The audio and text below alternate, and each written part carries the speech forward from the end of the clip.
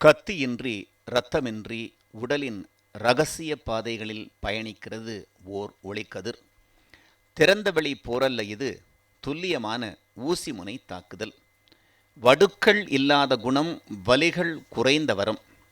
மருத்துவ உலகின் மௌன புரட்சி இந்த கதிரியக்க சிகிச்சை. இது எப்படி செயல்படுகிறது?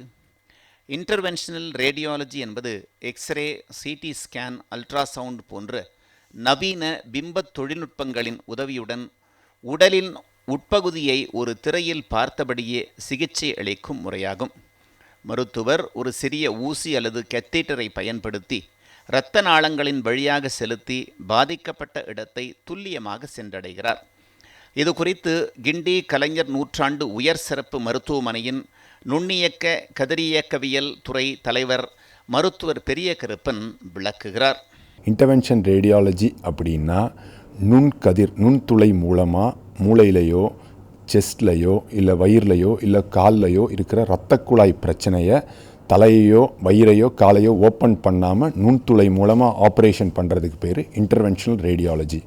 இது இந்த ரேடியாலஜி, இந்த கதிரியக்கத்தில் ஒரு சப் பிரான்ச். அதாவது ஓப்பன் சர்ஜரி இல்லாமல் கீஹோல் மூலமாக நுண்துளை மூலமாக ஆப்ரேஷன் பண்ணுறதுனால அதுக்கு பேர் இன்டர்வென்ஷனல் ரேடியாலஜி. பேஷண்ட்டுக்கு என்ன பெனிஃபிட் இருக்குது அப்படின்னு கேட்டிங்கன்னா, இப்போ மூளையை பொறுத்த வரைக்கும் இந்த மூளையை ஓப்பன் பண்ணி பண்ணுறதுக்கும் இந்த ஆஞ்சியோ மெத்தடில் பண்ணுறதுக்கும் அவங்க குறைஞ்ச நாள் ஹாஸ்பிட்டலில் இருந்தால் போதும், சீக்கிரமே அவங்க வேலைக்கு போகலாம். இதனால் பொதுமக்களுக்கு பயன்கள் என்ன? இந்த நவீன முறை சாமானிய மக்களுக்கும் நோயாளிகளுக்கும் வழங்கும் நன்மைகள் ஏராளம். பெரிய தழும்புகள் இல்லை.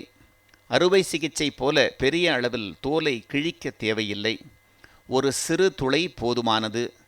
குறைந்த இரத்த இழப்பு. இரத்த கசிவு மிக மிக குறைவு என்பதால் நோயாளி விரைவில் குணமடைய முடியும். மருத்துவமனையில் தங்கும் நேரம் மிக குறைவு. பல சிகிச்சைகள் செய்த அன்றோ அல்லது அடுத்த நாளோ நோயாளி வீட்டிற்கு செல்லலாம். மயக்க மருந்து பெரும்பாலும் தேவையில்லை. லோக்கல் அனஸ்தீசியா மட்டுமே போதுமானது.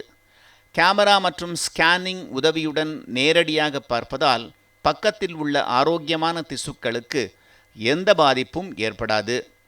பல லட்ச ரூபாய் செலவு செய்ய வேண்டிய இது போன்ற சிகிச்சைகளுக்கு கலைஞர் காப்பீட்டு திட்டத்தின் கீழ் கிண்டி கலைஞர் நூற்றாண்டு உயர் சிறப்பு மருத்துவமனையில் பயனடைந்தவர்கள் கூறுவதை கேட்போம். பிபி கொஞ்சம் ஹை ஷூட்டப் ஆகி பிளட் கிளாட் ஆகிடுச்சு. தலைவலி இருந்தது. அதனால் இங்கே 1ஆம் தேதி அட்மிட் ஆகினேன் கலைஞர் ஹாஸ்பிட்டலில். அப்புறம் ஆன்ஜியோ மூலயமா ஸ்டண்ட் வைக்கலான்னு சொன்னாங்க. கலைஞர் காப்பீட்டு மூலயமா எனக்கு ஸ்டண்ட் வச்சாங்க. 15 days தான் இருந்தேன் இங்கே ஹாஸ்பிட்டலில். இப்போ எனக்கு எந்த ஒரு ப்ராப்ளமும் இல்லை, நார்மலாக இருக்கிறேன். 15 days ஆனாலும் கொஞ்சம் ரெஸ்ட் எடுக்க சொல்லியிருக்காங்க. இப்போதைக்கு வீட்டில் ரெஸ்ட் தான் எடுக்க. ஒரு நாள் காலையில் எழுந்திரிச்சோன்னா கை காலெல்லாம் கொஞ்சம் வராமல் இருந்தது. ப்ரைவேட்டில் பார்த்தா 12 லட்சம் ரூபா ஆகும்னாங்க. அது நம்மளால் முடியாதுன்ட்டு இங்கே வந்தோம். இங்கே சார் நல்லா பார்த்து ஸ்டெண்டில் ஓப்பன் பண்ணாமவே உள்ளெல்லாம் ஆஞ்சிஓ மாதிரி பண்ணி மூளையில் போய் நல்லா ஒரே நாள் ஐசியூவில் இருந்தேன். மறுநாள் நார்மல் வார்டுக்கு நல்லா அப்பளோ மாதிரி நல்லா பார்த்துக்கிட்டோம். எல்லாம் சாப்பாடு வசதி எல்லாம் நல்லா செஞ்சோம். திடீர்னு தலைவலி அடிக்கடி வந்துட்டு இருந்துச்சு. ப்ரைவேட் ஹாஸ்பிட்டலுக்கு போனேன். அங்கே போனோன்னே 8 லட்சம் செலவாகும்னு சொன்னாங்க. அதுக்கப்புறம் இங்கே வந்தோம் கலைஞர் ஹாஸ்பிட்டலுக்கு. இங்கே சாரை பார்த்தோம். தலையை ஸ்கேன் பண்ணி பார்த்ததுக்கு மூளை இப்போ நரம்பில் கட்டி இருக்குன்னு சொன்னாங்க. ஸ்டெண்ட் வைக்கணும் நரம்பு மூலியமா அப்படின்னு சொன்னாங்க. அதுக்கப்புறம் வச்சதுக்கப்புறம் நல்லா இருக்கு சார். எந்த பிரச்சனையும் கிடையாது. எனக்கு நார்மலாக வீட்டு வேலை எல்லாமே செய்கிறேன். என் உயிரை காப்பாற்றின சாருக்கு நான் நன்றி சொல்லிக்கிறேன் சார். எந்தெந்த நோய்களுக்கு இது தீர்வாகிறது? இன்டர்வென்ஷனல் ரேடியாலஜி இன்று பல துறைகளில் உயிர்காக்கும் கருவியாக உள்ளது. புற்றுநோய் கட்டிகளுக்கு நேரடியாக மருந்து செலுத்துதல் அல்லது கட்டிகளை வெப்பத்தின் மூலம் அழித்தல், நரம்புகளில் ஏற்படும் அடைப்புகளை நீக்குதல் மற்றும் வீக்கங்களை சரி செய்தல், கருப்பை நார்த்திசு கட்டிகளை அறுவை சிகிச்சையின்றி குணப்படுத்துதல், சிறுநீரக கற்கள் அல்லது அடைப்புகளை சீரமைத்தல், மூளை நரம்புகளில் ஏற்படும் அடைப்புகளை உடனடியாக நீக்கி உயிர் காத்தல். இப்போ சமீபத்தில் நம்ம ஊரில் எல்லாம் வெயில் அதிகமாக இருக்குது, ஹீட் ஸ்ட்ரோக் அதெல்லாம் சொல்கிறாங்க. இப்போ கை கால் பலக்குறைவு ஏதாவது வருது அப்படின்னா பக்கவாதம்னு சொல்லுவாங்க. அது மூளைக்கு போகிற இரத்த குழாய் ஏதாவது பிளாக் ஆயிடுச்சு அப்படின்னா அதுக்கு பேர் பக்கவாதம்னு. இமீடியட்டாக நேரம் வேஸ்ட் பண்ணாமல் அந்த பேஷண்ட்டை ஹாஸ்பிட்டலுக்கு கூட்டிகிட்டு வரணும். மூளையில் போகிற ஒரு இரத்த குழாய்ங்கிறது ஒரு பைப் மாதிரி, அந்த பைப்பில் ஒரு அழுக்கு மாதிரி அடைச்சிக்கிட்டு இருக்கும்.